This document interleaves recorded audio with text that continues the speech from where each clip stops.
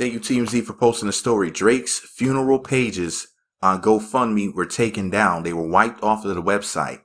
Yeah, somebody made Drake funeral pages like RIP Drake, and they put his Instagram handle, Champagne Poppy, up there. Fans unite in grief. And the financial goal was $616,000. Why? Because there's this rumor going around because Kendrick had posted something that says 616 on it. So people were like, yeah, June 16th is going to be the end of Drake's career for real because Kendrick's going to put out this final blow, this final diss record to him. Because let me see, Drake put out, I think, 2 records and Kendrick put out, I think, 3 or 4 so far.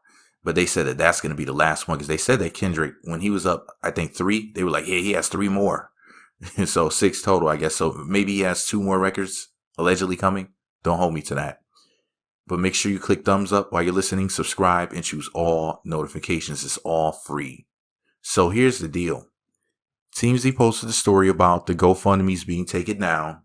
And of course, this was trolling by the fans. Drake didn't actually physically die, but his house did. Well, I guess some people would say his house got shot up. But it's not just that. What it was that somebody went to Drake's house and did kind of like a drive-by, and the security guard got shot, for the record. Now, another thing is there was another GoFundMe called Support Kendrick Lamar's Studio Time for the Ultimate Diss. And then the title went on, but it was cut off. It actually says the Ultimate Diss T. I don't know what that means, Diss T. I don't know. That sounds very weird. Sounds like little Uzi Vert wrote that, allegedly. And they also have one called Join the Love Fund for Drake's Send-Off. So another funeral one. So yeah, they had like multiple funeral things. Let's get to this house shooting.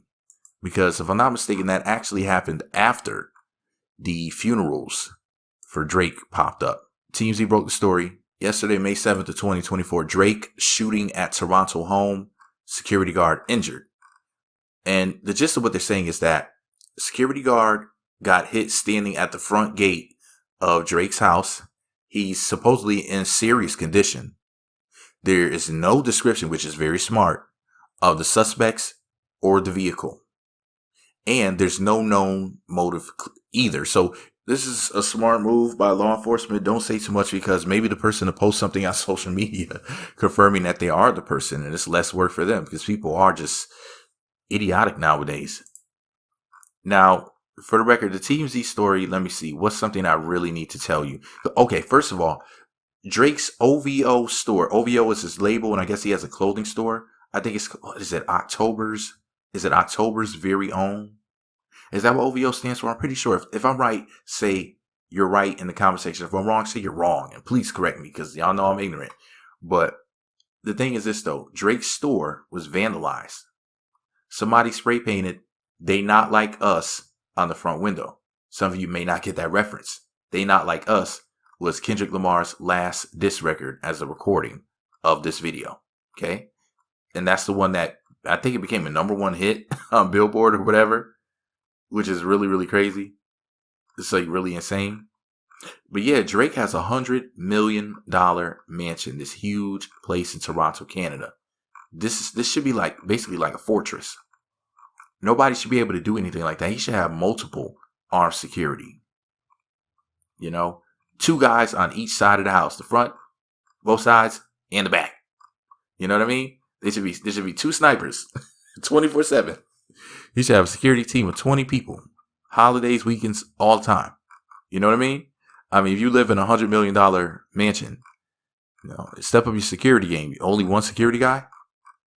That's just insane. Not that I'm, making light of what happened. And I'm glad that he's okay.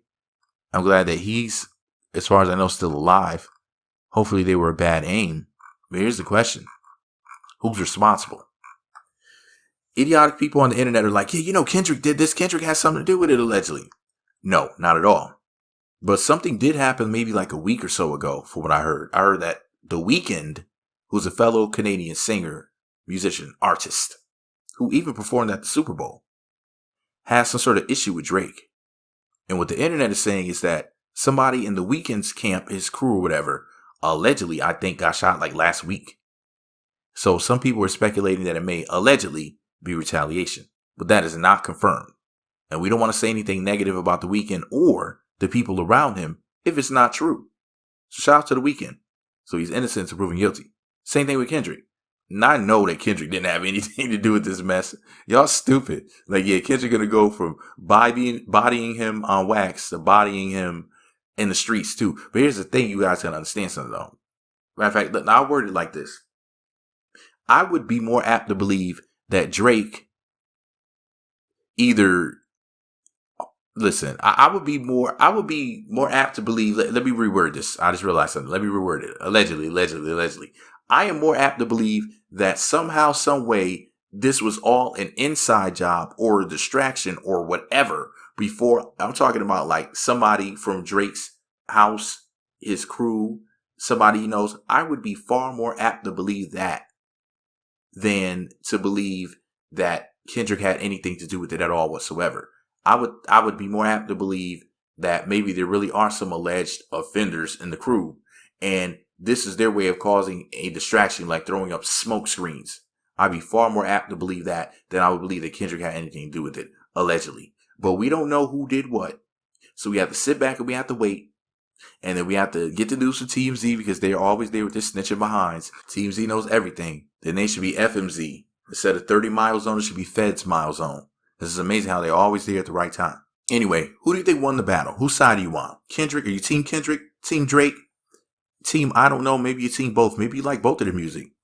I think that Kendrick won the battle technically. I think that it was whack though. Like the way that they were talking about each other all personally and everything as opposed to just rapping. It really ruined it for me.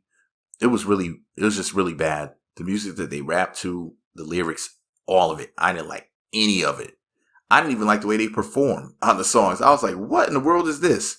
This wasn't Kendrick or Drake at their best. This is garbage, in my personal opinion. So, maybe I'm wrong. Almost burped in y'all's ear. You're lucky I cut my microphone off. Y'all know I'm good for burping on the microphone. But anyway, this is all my opinion. What do I know?